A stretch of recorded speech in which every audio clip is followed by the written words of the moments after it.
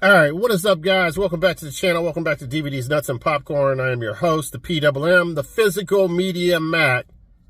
And yes, we have some more physical media to show you guys. Welcome to the weekly showcase where we talk about movies that we've picked up, movies that we've seen recently, packages that I've received. And I got a package again from Tylord. Sent me a package. And then we have... He also sent me a laserdisc that I showed off last week that we're going to discuss. And then we have another laserdisc that I had for quite some time that I picked up at Half Price Books. It's a cyborg film that I've never seen before that I checked out. So we'll be talking about that laser. And then we have one of my favorite cyborg films of all time that I saw for the first time. We'll be discussing that. And then the sequel to Future Force with David Carradine, Future Zone. All right, so what I'm going to do, guys, is in this video, because it's so damn hot where I live down here, I don't like doing the cuts. I can talk for an hour straight without cutting, but it's so hot. Let's go through Tylord's box that he sent me, and then there'll be a cut there. It'll segue into the next part of the video so I can put the AC on and get cooled off. So let's jump right into it because I'm already getting hot. I already pre-opened this. I actually watched one of the movies from here, so we'll talk about that. Now, Tylord sent me some stuff that I don't want, but happens to the best of us. So when I told him that I like these so me and him both like these style cases here. I don't know what the official name for these cases is, but I think they're cool. And but I don't want just any movie in these cases. I still want a certain style or certain films that I enjoy to watch. I don't want The Inside Man with Dennis Hopper. You know what I mean? So I don't know. I don't know what I'm going to do. I was thinking that, you know, I would watch this if it was cheesy, but it looks like a very serious movie, and it's probably not going to be that good. So I was thinking what to do with these cases, what I was going to do. I like how they show off the other movies that are in these. What are these? Maybe it says on here what they're called. Other great titles, DVD video. I don't know. They're called DVD video cases? I don't know. Yeah, that's what it says in the spine. The inner spine, DVD video. But, let me see if there's anything interesting on here. South Bronx Heroes with Mario Van Peebles. Street Fighter's Last Revenge. I don't know. Doesn't look like anything interesting in here. But they're very cool cases. I mean, they have the inner art. So I was thinking maybe I will take, to distinguish between my PS1 loose disc that I have in blank cases, CD cases, maybe I'll take my loose PS2 disc, take all the artwork out of here, and put my loose PS2 disc in these cases. I don't know, just a thought. All right, next one. I just don't see any redeeming quality in any of these movies. This movie's called Deadly Drifter with Peter Coyote and Danny Glover. I'm saying Danny Glover like I don't know who that is, but I don't know. I mean, listen. The last person I think about when I think about Deadly Drifters is probably Danny Glover. He's such a nice guy. Who knows? Maybe he plays a bad character. I don't know. In this absurdist road film. No, I do like road films.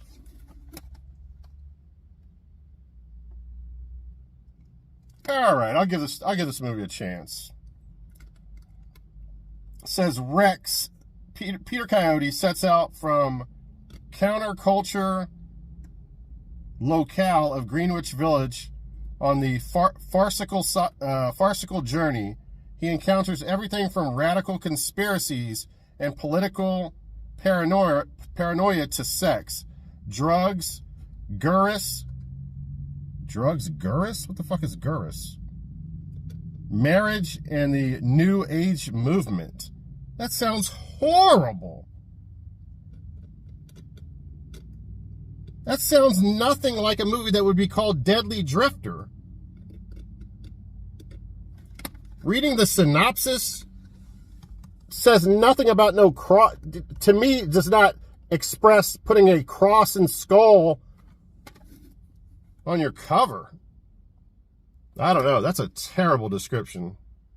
All right, maybe I'm not going to watch that.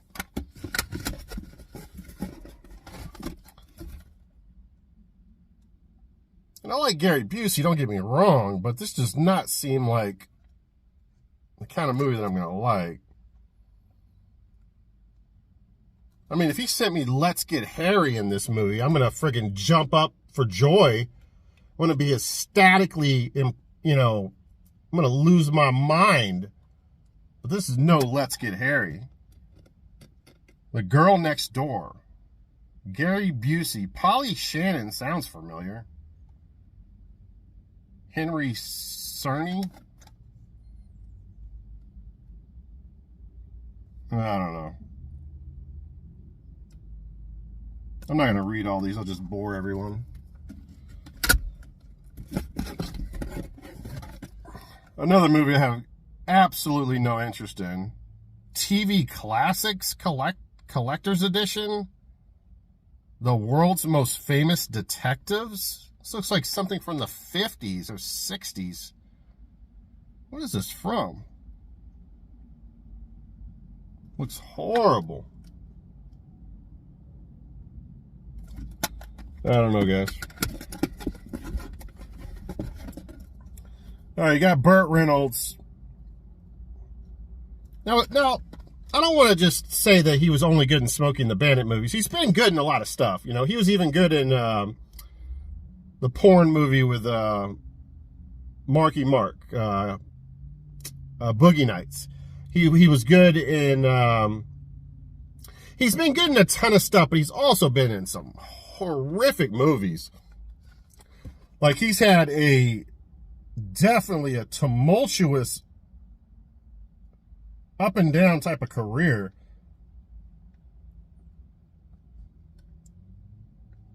Nice. I just ordered this off of Amazon. Mars with Oliver Gruner. It says Oliver on here. Why does it say Oliver and then it says Oliver on some shit? It's so confusing.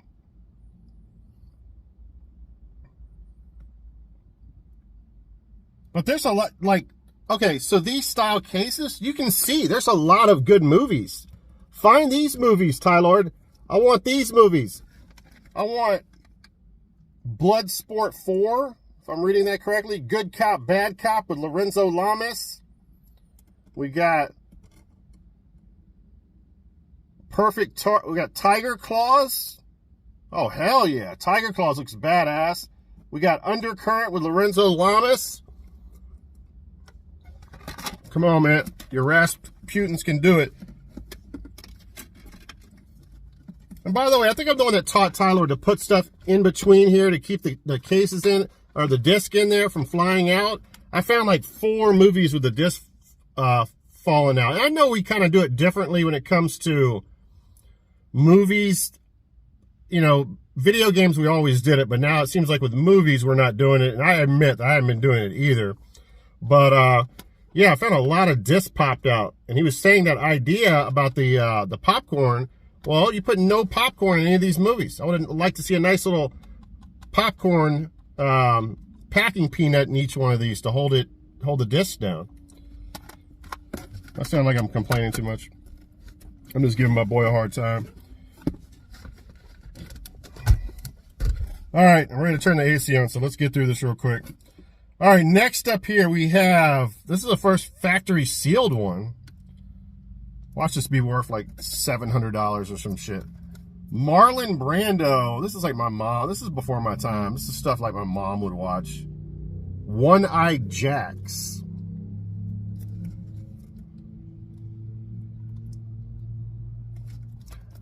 Yeah, to be honest with you, I really have not seen, I don't remember seeing any Marlon Brando films except for Godfather, the Godfather franchise, and Apocalypse Now.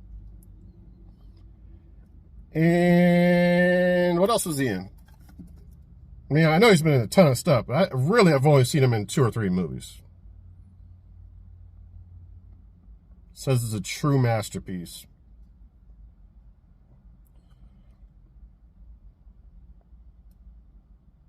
All right.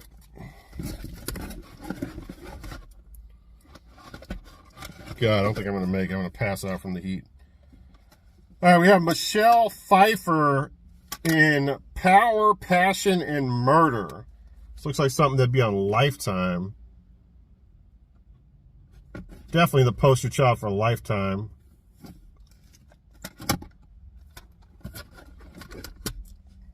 Then we have everybody's favorite black stepdad, Louis Gossett Jr., and Paul Winfield in It's Good to Be Alive. Never Say Die. Almost looks like something that'd be on PBS or some shit back in the day. It's about a baseball player, I think, that gets paralyzed and stuff, and his miserable life, and how he hates his dog, his wife, and his kids. Something like that. I was reading the back of it.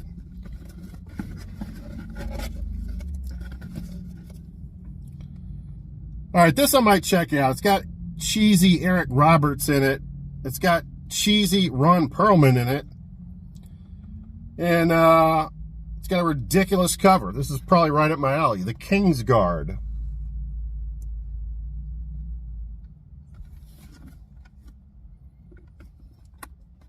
These cases are hard to open sometimes. They're very odd. Let me see if there's... no, this is basically... I think they show a couple of new ones in this one. There's a lot of cool, like, looking action films in this. Definitely want to see some more DVD video cheesy action stuff. All right, I'll check that one out. Sweat is like starting to pour down my head. All right, now, absolute legend, William Friedkin directed this. Absolute legend, Roy Scheider is in this. Sorcerer. Now, Tylord has said great things about this movie. He's a huge fan of it. And so I'm looking forward to seeing this. I'm pretty excited about this. Roy Scheider leads his intense talent to this taut action-adventure from director William Friedkin. Set on the edge of South American jungle, a desperate 4-man team, led by Scheider, must transport a volatile cargo of nitroglycerin over 200 miles of treacherous terrain in order to stop a potentially disastrous oil fire. Enter into the potentially explosive mix of split-second strategy and jolting suspense set against an outstanding score by Tangerine Dream! I didn't know Tangerine Dream did the soundtrack to this. Tangerine Dream is fucking legendary. They did the soundtrack to The Keep and countless other movies. Their legend goes beyond legend. As far as musical soundtracks, Tangerine Dream is number fucking 1.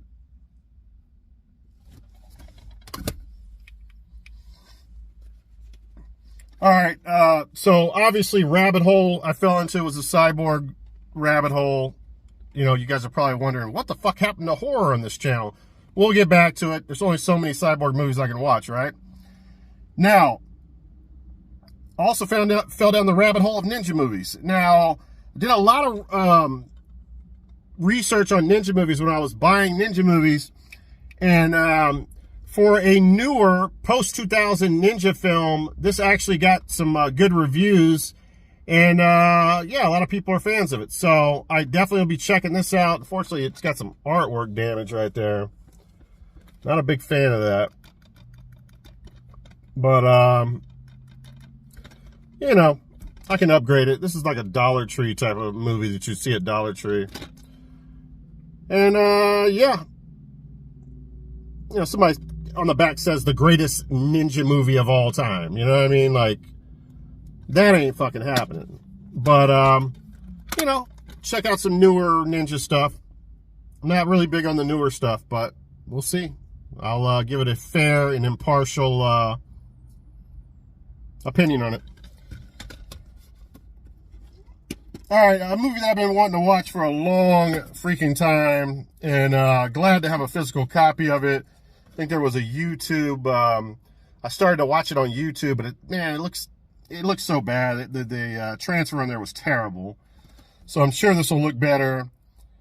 We got my man, everybody's main man, Carl Weathers, underutilized actor as far as big budget horror, in my opinion, and low budget, or not horror, big budget action and lower budget B action.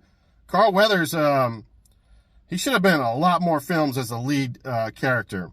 And then we got Terry Hulk Hogan, and also Shannon Tweed, the beautiful Shannon Tweed. Who's she married to? She's married to the legendary Kiss lead man. And star of movies like Runaway. Why am I forgetting his name? Anyway, it doesn't really matter. Now, what is this movie about? Who's the lead of Kiss? I don't know why I can't think of his name. I was thinking about him yesterday. All right, when an international terrorist targets the United States to launch a poison gas attack, the government sends in covert task force of trained mercenaries headed by former Navy SEAL Mike McBride.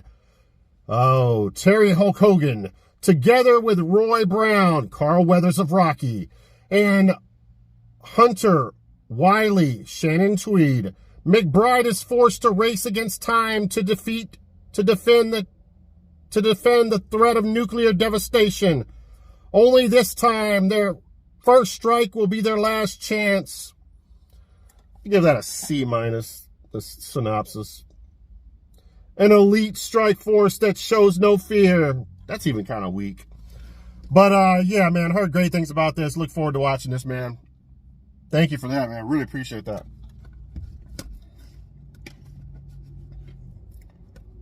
This reminds me of, oh, I can't do it. I need some AC. So we got 3 more movies to talk about. A little transition, and then we'll talk about the rest of the stuff. All right, guys, I cooled off a little bit there. By the way, I think this is a record. We just talked about 12 movies, and none of them were Cyborg films. That's all soon going to end, guys. We're getting there. But anyway, when he picked this up from Rasputin's, I actually said that I wanted it. And really cool collection here. It's got 3 movies on it. Murder Cycle, which is an excellent friggin' name. Crash and Burn, and Robot Wars. Robot Wars is actually a movie that I've been wanting to watch. So, Murder Cycle came out in 1999. Crash and Burn came out in 1990. I've seen Crash and Burn. Robot Wars came out in 1993, by the way. Crash and Burn, there's the cover right there to that. I was kind of harsh when I first watched this movie. It does have a little bit of a slow burn to it. But it's actually pretty cool, man. It has a, would he be considered a cyborg? I guess he's a cyborg in this movie. Or is he an android? I can't remember now. Let me see if it says on here. In the year 2030, and man's worst nightmares have become an oppressive reality, ultraviolet rays have punched through the ozone layer and parched the earth, dooming it to eternal summer. Big Brother has come to life in form of Unicom, a multinational corporation that has taken control of the world. A group of dissenters, Lathan Hooks, played by Ralph Waite, and his granddaughter, Erin, played by Megan Ward, have formed the Independent Liberty Union to fight Unicom's autocracy. Autocracy. Why does that sound weird? I'm saying that wrong, aren't I? And destroy the human-like synthoid robots programmed to kill all who pose a threat to Unicom. Synthoid robot? I'm calling that a cyborg. So, that's it. The streak is over. It's a cyborg film. And, I can't remember, what the hell's his name? I don't know why it's not written on the back of it. The guy from, what is his name? He's in a lot of Rob Zombie films. I can't remember his name. Whatever. Anyway, so the only movie that I watched on here was Murder Cycle. And, it's not very good. By the way, these are full moon features. So when I mention the years on there, it's important. Because full moon, like many other companies and genres, kind of jumped the shark around that 2000. These are all in between the 90s. But I think Murder Cycle, where is the... Murder Cycle is probably the oldest in there. It's probably closer to 2000 than the rest of them. I'm going to assume. Yes, 1999. So, speaking of that, yes, 1999, it might as well be 2000. So the 2000 curse, if you're 1999, you might as well have been 2000. And it can work the opposite of that. Like, for example, the podcast that I did on the Retro Wave podcast, top 5 horror movies of the 90s, 4 of my movies just happened to be 1980 films. Or no, I'm sorry, 1989 films, which is a year away from 90, right? So they could have easily been 90, but the opposite, they could have been easily 80s films, which is, the 80s is my favorite decade. So it works the opposite way in that respect. But if you're around that 1999 on the opposite end of the spectrum, usually fall into that 2000 curse as well. No exception for Murder Cycle. It's not a very good film.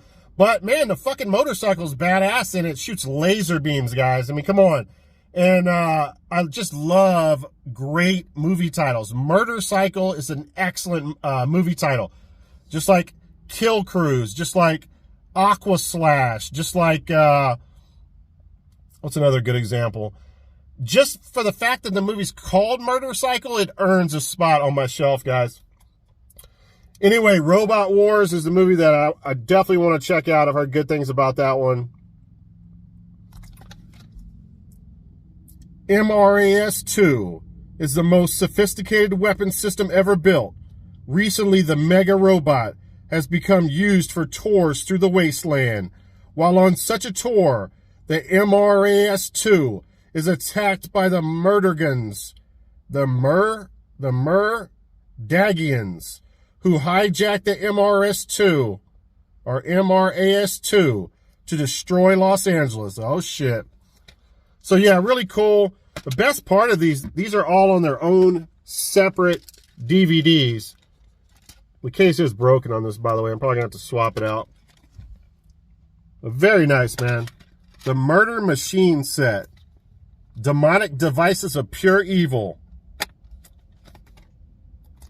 Very badass, guys. By the way, it took me 10 years. There's part of the DVD case. It took me 10 years to memorize the sizes at freaking Starbucks. Now they have a new size. This is apparently called the Trente. Not the Vente, the Trente. It's like a big gulp of fucking coffee here.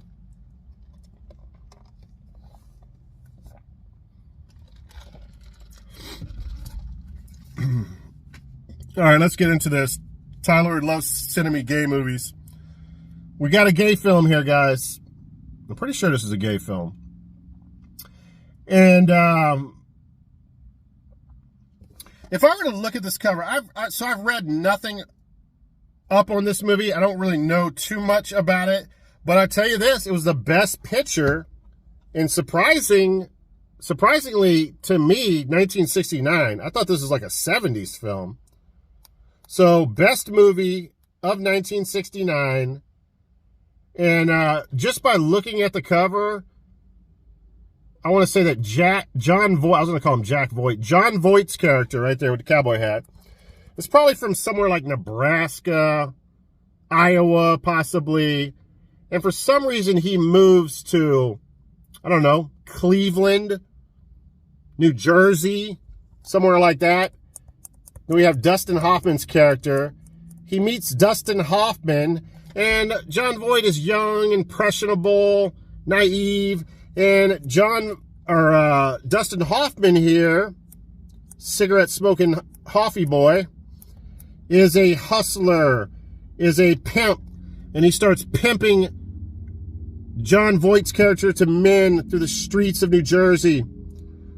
I have no clue if that's the synopsis, but it's got the inner art.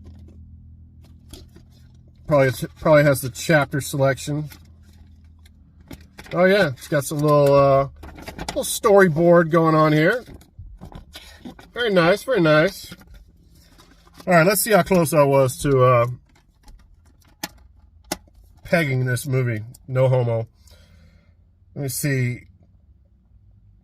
Daring, provocative, shocking, compelling.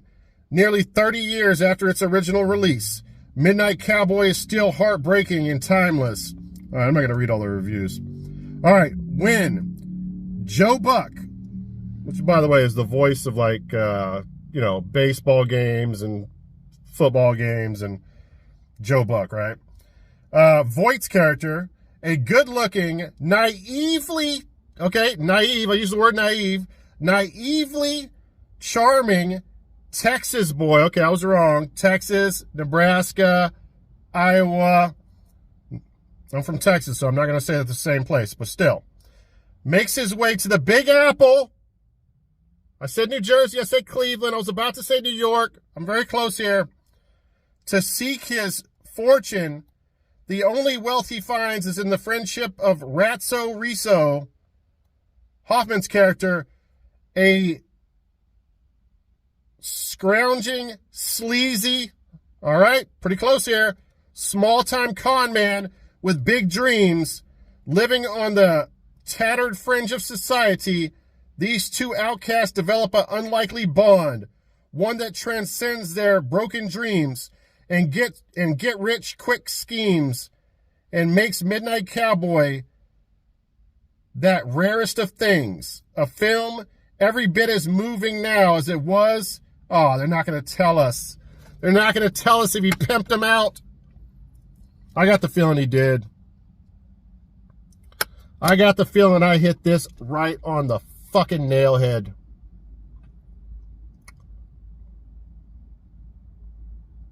Listen, the PWM is a friend of the gay community, all right?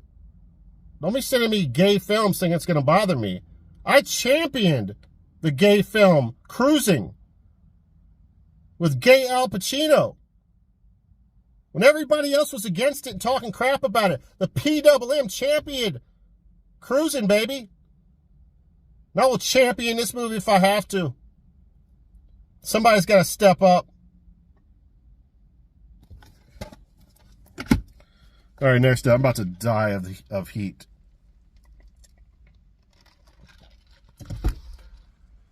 Woo, man, it's almost October. I can't believe it's this hot. All right, last but not least here, we have an action 4-pack, a really cool action 4-pack, our last from the Tylord's package. And then we'll get into some of this other cool stuff. After the AC, of course. Now, all right, let's talk about the ones at the bottom real quick here. So we have, you guys know I love Dudikoff movies.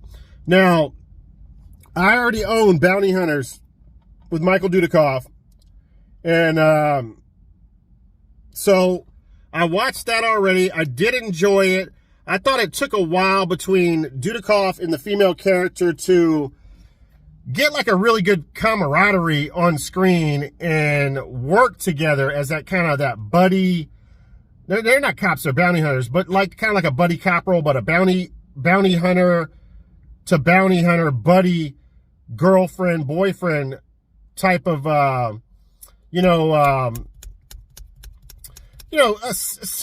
what word am I looking for? Synastry is not a word, is it? Symmetry? Not symmetry. I was, to work good on film, basically, together. And I didn't feel like they really meshed well on film until like the end of that movie. And then I was like, okay, they kind of put it together, they passed it up, and they actually did a decent job. It kind of made me want to watch them again in the film. Like literally in the last 20 minutes of the movie, they did some good things with the film and their relationship, which I thought to myself at the time, okay, I'll check out part 2. So I get to see Bounty Hunters 2, Hardball. So definitely interested in checking that out. And, all right, so here's the really cool film that caught my eye in here. So Dolph Lundgren has 2 films on here, Hidden Assassin and Men of War. I don't believe I've seen either one of them, but check this out. Hidden Assassin was directed by the same director that directed First Blood of the Rambo franchise, the first film, which is a classic, my favorite Rambo movie of all time, and it should be yours. Ted Kotcheff was the director of that, and he directed this film, but he also directed Wake in Fright, which is a movie that probably none of you have seen, which is a truly epic film. It's an Australian film filmed in the outback, and it's got the, I'm going to forget right now, I didn't write any notes on this.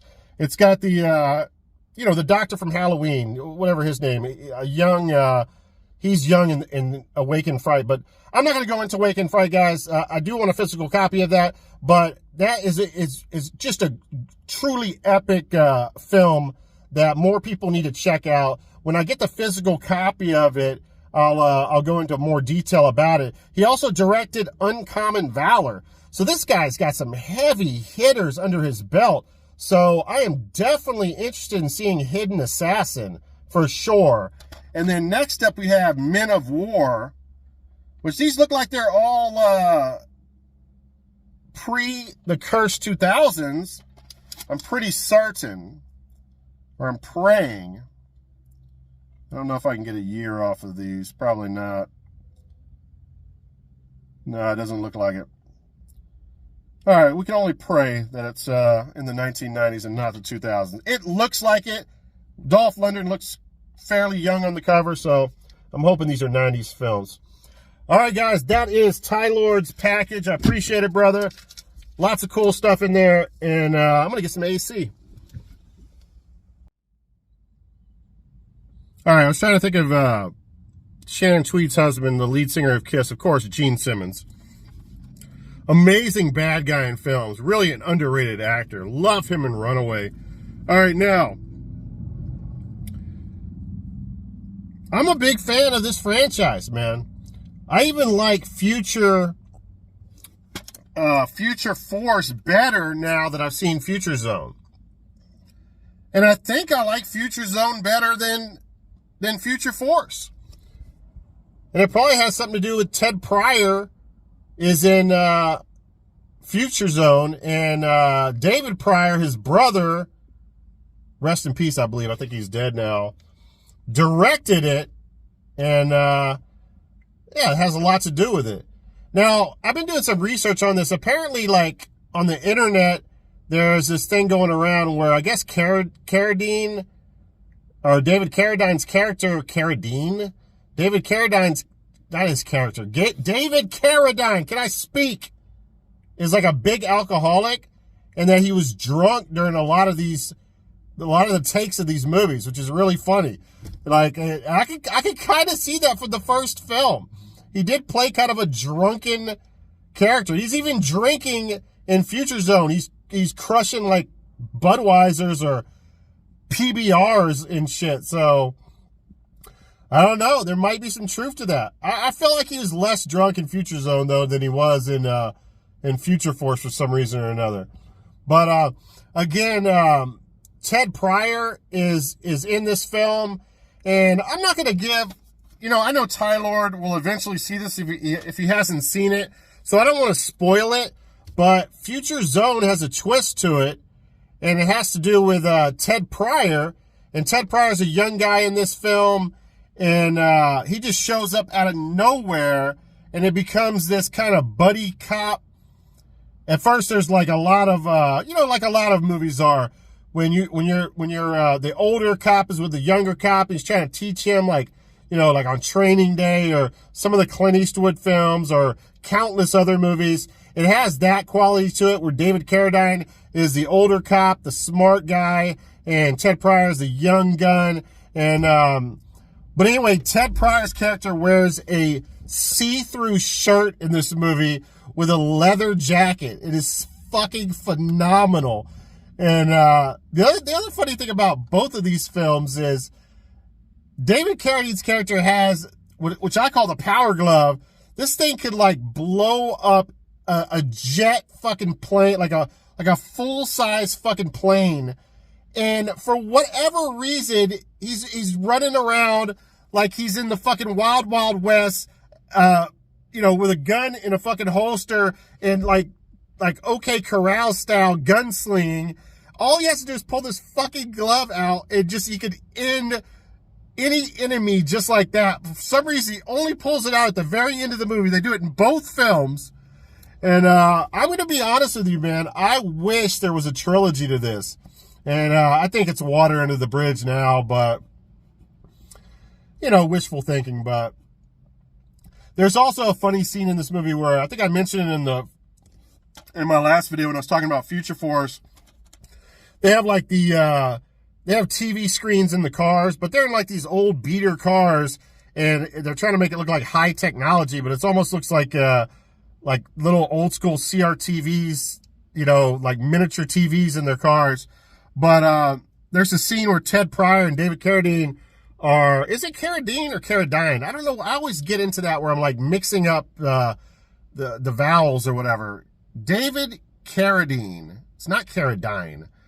But anyway, David Carradine and Ted Pryor are in the car, and they're having a shootout. He's driving. He's shooting out of this window. Ted Pryor's shooting out of this window. They got a car on both sides of them with like shotguns aimed at them, shooting them. They're literally shooting this fucking close to each other. It's going on for like 5 minutes straight. No one can hit each other. They might as well put a gun in their fucking mouths. They're so fucking close.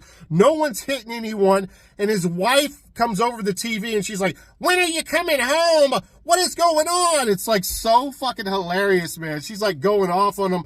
"You always let me down. I got dinner made. Where are you at?" And like she can't hear the fucking gunfire going on. It's so funny. But anyway, yeah, man, Ted Pryor is cool in this. And drunk or not, man, David Carradine's the man. I like him, and I'm definitely going to be looking at his filmography. I want to check out more of his movies. Obviously, he was reborn with Kill Bill, with the Kill Bill films. And I think he's still alive. I think he's still doing stuff, man. So, yeah, man. Definitely grab this, man. This is a cool little franchise. Hopefully I did it justice. All right. Last DVD before we get into the laserdisc. Hopefully I can make it, man. It's so fucking smoldering here. I feel like we're recording on the equator.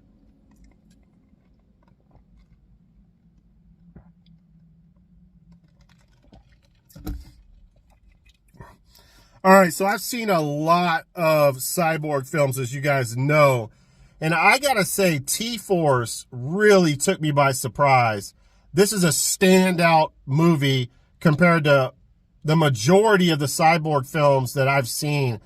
It's not only cheesy, B-action, over-the-top, cyborg. It's also like really well-written and good twist and good storyline and good backstories. And it's altogether a really great movie. That's my opinion on it. Now, it was directed by Richard Pepin, and he does a lot of B movies, but he's known for directing the Cyber Tracker films. He might even have produced them as well. Now, this stars Jack Scalia, which he's not too, I wouldn't say he's like a mega movie star, B action movie star, B movie star at all. He's more known for soap operas, television movies, and he was actually on Dallas. I think he killed J.R. Ewing, or J.R. Ewing killed him. He's like some kind of intricate part of like the end of the Dallas franchise, if that makes any sense. That's what I read up on. And yeah, Jack Scalia was also like big, and he's most known for, I guess, All My Children, soap operas back in the day. And he plays Lieutenant Jack Floyd in this movie. And so he's the lieutenant, right? He's human, right? And then you have this cyborg, basically task force that was put together, right? And starring Evan Lurie. He's like the head cyborg character. He was in, I think he was in Cyborg 3, if I remember correctly, as well, and a bunch of other movies. And then you have Darren McBee. He plays a character, also a cyborg. I think they're called the Cybernuts, this police force. And a Zeus character. He's got long hair, big fucking like Hercules looking dude. And then he also played Motair in Mortal Kombat Annihilation, Darren McBee. Then you also have Vernon Wells. If you're a fan of Commando with Arnold Schwarzenegger, he plays Bennett in the bad guy in Commando. So you'll know exactly who that is. He's the terrorist that takes over the building in the office building, or the corporate office building in the beginning of the movie. Now, also in this movie, another Cybernut is Jen McDonald. She is stunningly beautiful. I didn't know this. Tylord was telling me she's in Wing Commander 3, the video game, and also in Orion Key. I should have remembered that, because that's a movie that I've seen recently, which is also known, aka as Alien Chaser, part of the Shadow Chaser films. Now, the last of the Cybernuts is an actor named Bobby Johnston, which I don't really feel like he's done any movies or anything that I know about. He's more of like a music composer, or film composer, or something of that nature. Maybe it's a music composer. But he plays like a buddy cop role in this movie with Jack Scalia's character, with Jack Floyd, which I think is just done so fucking well. Now, the beginning of this movie is Die Hard, but you got Cyborg, so let's call it Cy-Hard, right? And these terrorists take over this building, led by the guy, led by Vernon Wells' character, right? Bennett of Commando. He's like the main guy. He's got this big jawline, trap jaw looking bad guy. Perfect in this film. And he's like the lead terrorist guy. And they take over this building, and they take 30 hostages. And then the police force send in these Cybernuts. And they were created by the scientists to help the police in terrorist situations, and big type situations like this. But the problem with them is they have no human feelings. They can't deduce like feelings for humans and stuff. Although they're better than like cyborgs before them and robots before them. Like he really like humanized them very well, this scientist. But they still have problems with situations, and they go in to this office building. There is no like negotiation whatsoever. Well, let me speak of this. So it's exactly like Die Hard. You got the cop at the bottom talking on the radio. They're talking to the terrorists, and the terrorists are saying, "This is what we want," and they're like, "We want our political prisoners freed, 3 at a time." And so there's probably like 9 or 12 prisoners in the United States for whatever country they're from or whatever. And they're telling the police officer, like, we're gonna get those prisoners here, and we're gonna release them into the building to you. And Vernon Wells' character in the movie says, "Just so you know that I'm not fucking around, I'm gonna show you that I mean business." All of a sudden, he takes this chick. He's like, "Come here." Like, he's talking to her real nice and stuff. She's like hiding under a desk. "Come on over here. I'm not going to hurt you. Come on over here." He grabs her and throws her out the fucking window, and she flies like, I don't know, 50 stories to the fucking street and lands on a car. It's fucking awesome. And so they let 3 people in there, and 3 of the political prisoners in there. That goes well. The terrorist guy is starting to be happy. He's like, okay, bring me 3 more or 5 more or whatever it is. I don't know what it was. But anyway, the next thing you know, these terrorists, these cybernuts act like they're the political prisoners. They have like hoods over their heads, like these black bags over their heads. They get in there and then they start fucking just murderizing shit. I mean, there is no negotiation whatsoever. They're blowing shit up left and right. They're killing motherfuckers. They literally take out like 20 something fucking terrorists like it's nothing. And in the wake of that, them doing that, some of the humans are getting killed. I think they lose like 3 or 4 humans.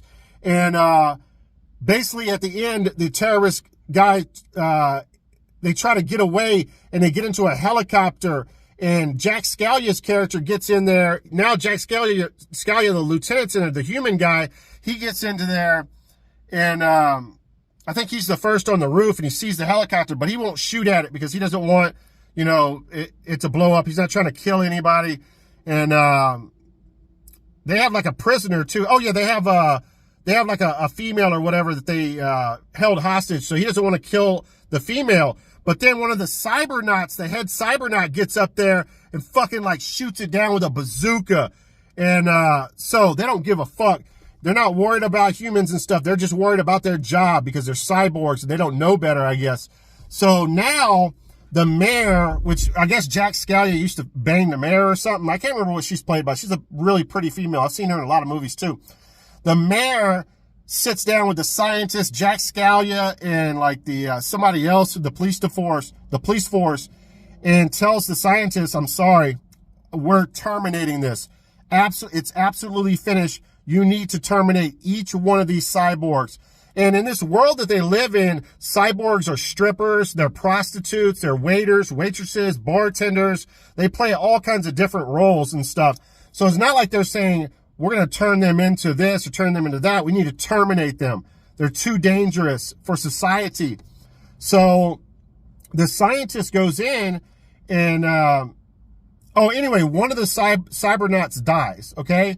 Or gets, he's too badly destroyed to put back together, right? And by the way, in this movie, like a lot of the low budget cyborg films that I show, they present it like it's a cyborg. Maybe you see some glowing eyes or something like that.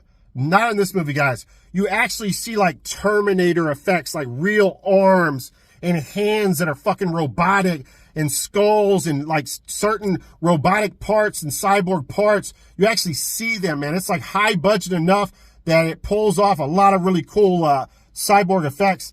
But anyway, the scientist has to go to these guys, and he's basically telling them, he's about to tell them he has to terminate them, that they've done wrong, but he starts to tell how they've done wrong and stuff. And they're like, we didn't do wrong. What are you talking about? We did what we were programmed to do. And, they're very analytical because they're cyborgs and stuff. And they're like, what happened to, Thor or whatever, the one cybernut that died, that scientist tells them, we had to terminate him because, we couldn't put him back together or whatever. And the one head cybernut guy says, so you mean he died? What is it like to die, master? So they're trying to like figure out what termination and dying is. So they do have some kind of human thoughts and stuff that were instilled in them. And the scientist tries to explain it. And then the scientist finally tells them, listen, I'm going to have to terminate you guys. And they're like, 3 of them or 4 of them or whatever will just let him do what he needs to do. They basically have to take like this kind of resistor or whatever out their back or whatever, and then he can do whatever they want with them. But the lead one ends up being the bad cyborg and turning the other ones to be bad as well, says, I can't let you terminate me. That's against my program. So now I have to terminate you. It is in my programming that I must defend myself. I must go against corrupt systems. You are now corrupt, and the people you work for are corrupt. So he instantly turns all the cyborgs into baddies as well. And he goes and kills the scientists. And the station that they're in, whatever, the labs or whatever, they go in there and they kill everybody in the labs and they fucking escape from there. And now they're on the fucking run. But the one cyborg that's played by the guy, let me see, Bobby Johnston, which I really like in this movie. He's the good cyborg, and he feels like they should listen to the system. So he stays back. But, sorry if this is long-winded, but I just love this movie. But Jack Scalia's character has this backstory where throughout the movie, he's like, I hate fucking robots. I hate robots. He's calling cyborgs the Tin Man and shit. He hates cyborgs. And you find out later on, his dad worked for GMC, and GMC was taken over by robots, and they fired all the human beings that put together cars. And he was like the best mechanic and stuff. So he went home, put a shotgun in his fucking mouth, and killed himself. He committed suicide. So that's why Jack Scalia's character hates cyborgs and robots so much. So Bobby Johnston stays behind, but he's the bad guy, according to Jack Scalia and the police force. So they immediately throw him in jail, and they put him into questioning and stuff. And there's this back and forth between them that's really cool. And later on, Bobby Johnston's character talks Jack Scalia into letting him free because he's telling him there's no way you're ever going to stop them without my help. I will help you. So he convinces him finally, and he lets him go with permission, I think, from the mayor and stuff. And now they're a buddy cop team, but he still hates him because he's a robot. So there's that conflict there. But man, stuff happens later on in the movie where he actually takes them out to a bar and they go play pool and they're like drinking beer together. And it's so fucking classic, man. I really like it. There's so much good shit in this movie, man. It like throws everything at the dartboard and everything sticks. You know what I mean? Like it's a combination of like everything from every different cyborg movie put into one. Really well produced, great sound, great visuals, really cool acting. And yeah, man, it's him and the buddy cyborg cop going against these rogue cyborgs. And man, this is one hell of a fucking movie, man. One of my favorite cyborg films of all time. I am going to put this in my top 10 cyborg movies of all time without rewatching some of the bigger budget ones. And it might move up on that list. I fucking love it, man. Hopefully I did it a little bit of justice.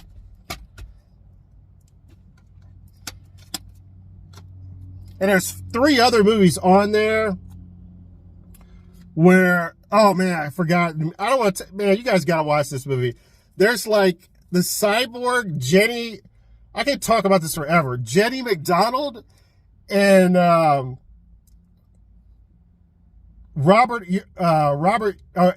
Larry's character, when they're on the run, Jenny McDonald finds a porn magazine and starts seeing like people in sexual positions. And she asks the other cyborg, hey, are we supposed to do this? Can we do this? And he looks at her and he's like, yes, but you'll need to take off your clothes. And they fucking all of a sudden, it's the funniest scene ever. They go outside and they're like in the countryside and they're like taking each other's clothes off. They're butt naked. You see their breasts and stuff. And they're making out, about to have sex. And the one cyborg with the long hair, the Zeus guy, he's like sitting in a window and like there's no glass in the window. He's like in the window, just like watching from far, checking out the sex scene. It's just funny as fuck, man. Gotta love it, man. I actually started to watch one of these movies on here. I'm not interested in any of these movies, but I started to watch Star Night and actually watched like 50 minutes of it, 45 to 50 minutes of it. It's a really like cheesy fucking like Monty Python type of Knights of the Round Table type of film with a very young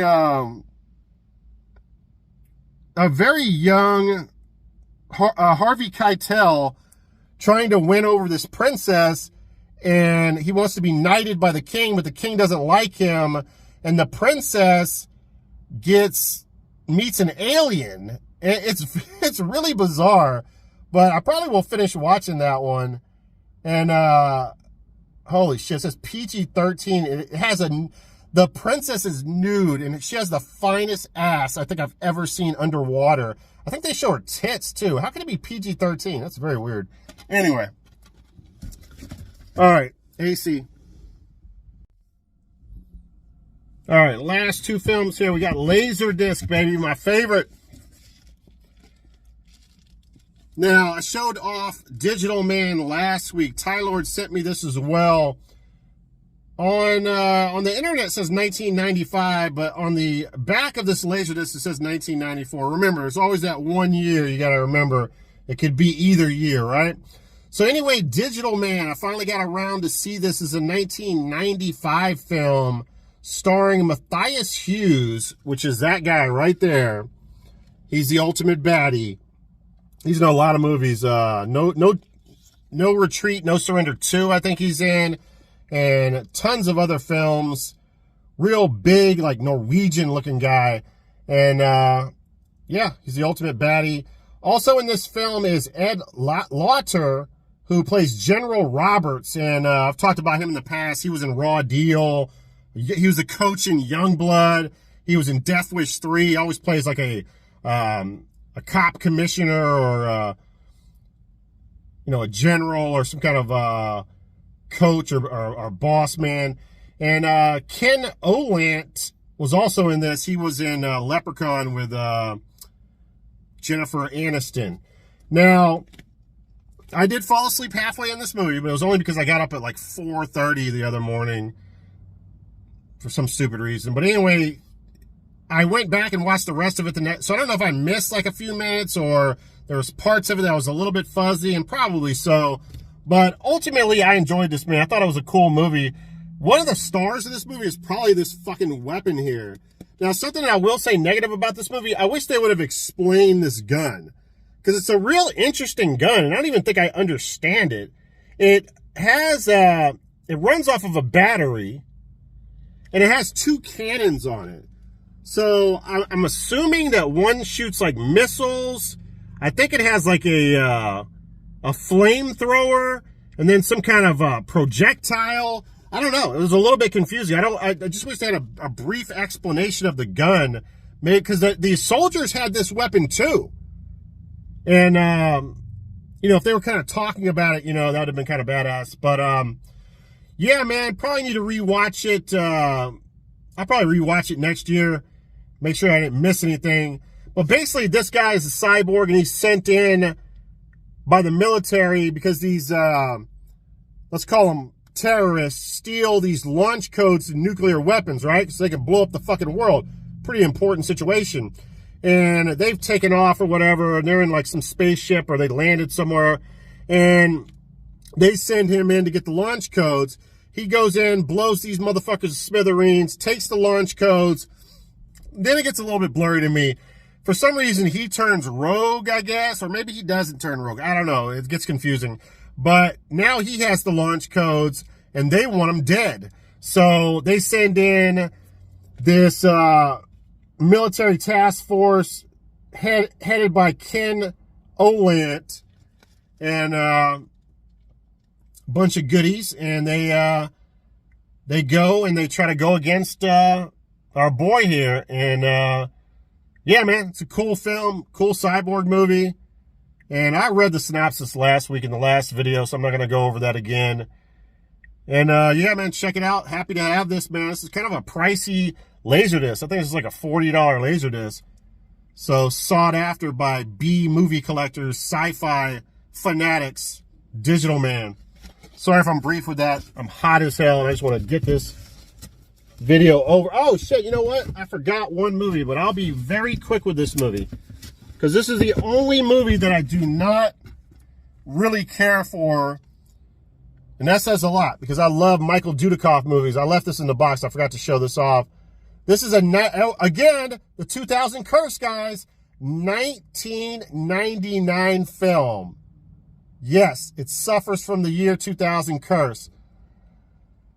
Now, guys, I'm not even lying. This movie took me 3 nights to watch. Now, granted, I do have a low... Well, let's just put it to you this way.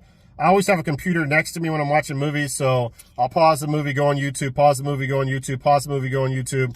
I do that a lot, but, you know, with a movie like TForce, I watched that movie all the way through. This movie took me 3 fucking nights to watch it.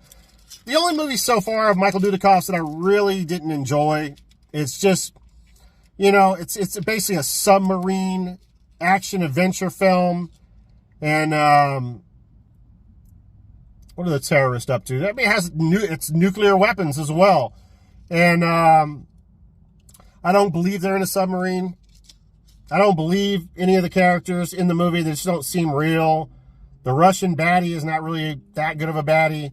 Michael Dudikoff just seems off his game in this movie for some reason. Just doesn't seem like he's at the top of his game. So, probably would not give a recommend on this one, but this does go on the shelf because I collect everything Michael Dudikoff. All right, now, last but not least, this is a movie that I had picked up at Half Price Books a while back, and I did not realize that it is actually a cyborg film, The Time Guardian. And I'm trying to remember when this came out. When did Star Wars come out?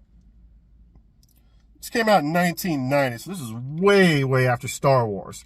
Although Princess Leia, Carrie Fisher, is beautiful in this movie. She's still stunningly pretty. Not sure what age she is, but I still adore her in this film as well. Now, The Time Guardian is a 1987 Australian science fiction flick.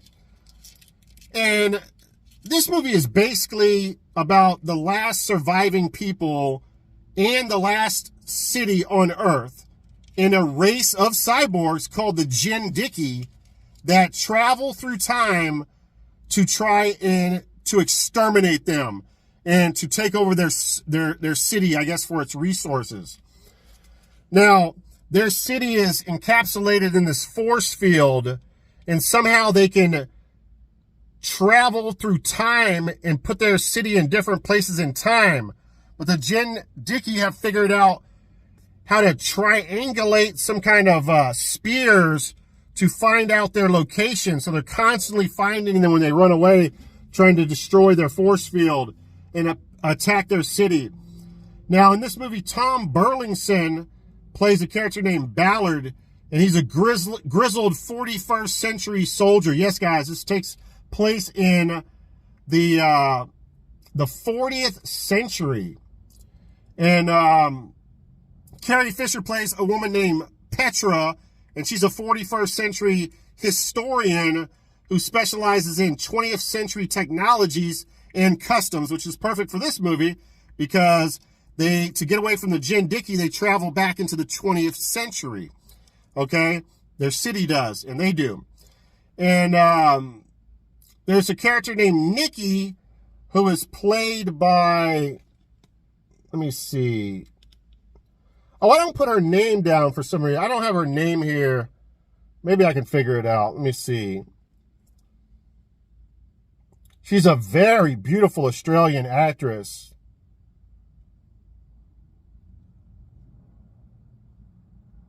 I'm not seeing her name on here, but you know what? And she's not even on the back cover, which is really odd because that's what I was going to say about this movie.